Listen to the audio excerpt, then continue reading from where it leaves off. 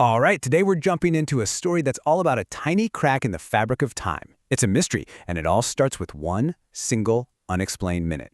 So let me ask you something. What if, just for 60 seconds, you were the only person on Earth who could move? I mean, the entire world is frozen solid. Everything, everyone, just a perfect statue. But not you. What would you do?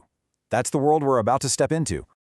Okay, so our story kicks off with this weird, recurring anomaly. Think of it like a tiny, almost invisible crack in the daily rhythm of the world, something nobody was ever supposed to notice. Every single night, right on the dot, at 2:17 a.m., something impossible happens. And this isn't random. Nope, it's like a rule, a precise, totally unexplainable glitch hidden deep in the code of reality itself. It only lasts for 60 seconds. But for that 1 minute, it's like the entire universe just holds its breath. Time comes to a dead stop. For everyone. Well, almost everyone. And this is where our guy, Eli, comes in. At first, he just chalks it up to insomnia, a trick of the mind. But he's the only one who sees it, the only one who experiences this pause in reality. Can you even imagine how lonely that must feel? And then comes the moment it all clicks for him. He realizes it's real. He moves, and nothing else does. The entire world just becomes a photograph. You've got raindrops hanging in the air like these little glass beads, cars totally locked in motion, people frozen with their eyes, half-blinked. It's, wow, both magical and absolutely terrifying. So Eli's all alone in this weird, frozen moment. But that's about to change. His isolation is about to be completely shattered, and the real mystery of this stolen minute, it's just getting started. Seriously, try to picture it. You're walking through this dead, silent city, totally convinced you're a freak of nature, completely and utterly alone, and then you see her. Someone else, moving, a living, breathing person in a world full of statues. Mind-blowing. And her first words, they aren't filled with fear. It's just recognition. She actually smiles, like she's been waiting for him this whole time. And with that one question, Eli's personal nightmare just turned into a shared secret. So what was once the source of absolute terror, it becomes their private little world. Every single night at 2:17 a.m., the whole city belongs to them. 60 seconds of infinite space just for the two of them. I mean, that's the big question, right? Sooner or later, the magic wears off and you start wondering, why? Why us? What makes them so special that they're the only two exempt from this frozen time?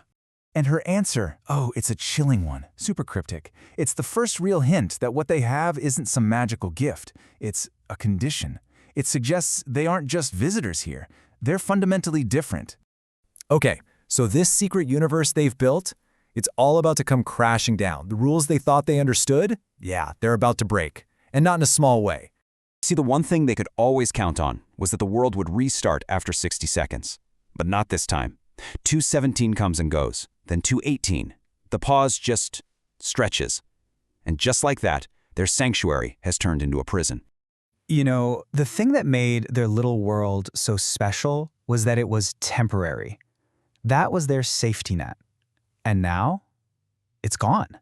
They are well and truly trapped in this silent, unending moment. And her explanation is just bone-chilling. She basically says their awareness was the trigger, that by noticing it, by questioning it, they somehow changed the rules of the game. They pushed it too far. And now they're seeing the consequences. This reality they're trapped in, it's unstable. It can't hold itself together forever. The very fabric of this frozen world is literally shattering around them like glass. Their beautiful secret is becoming a full-on nightmare. And you can just feel the desperation in Eli's final question. He's not just watching the minute collapse.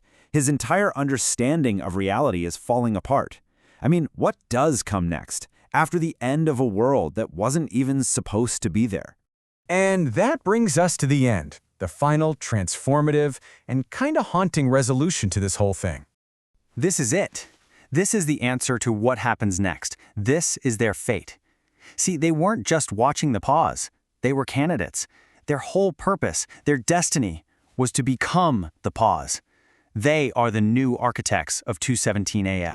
And then, poof, just like that, time starts again. For everyone else, nothing happened. Not a thing. The clock ticks from 2:17 to 2:18. Cars keep driving, rain keeps falling. That tiny little stutter in reality, it's over.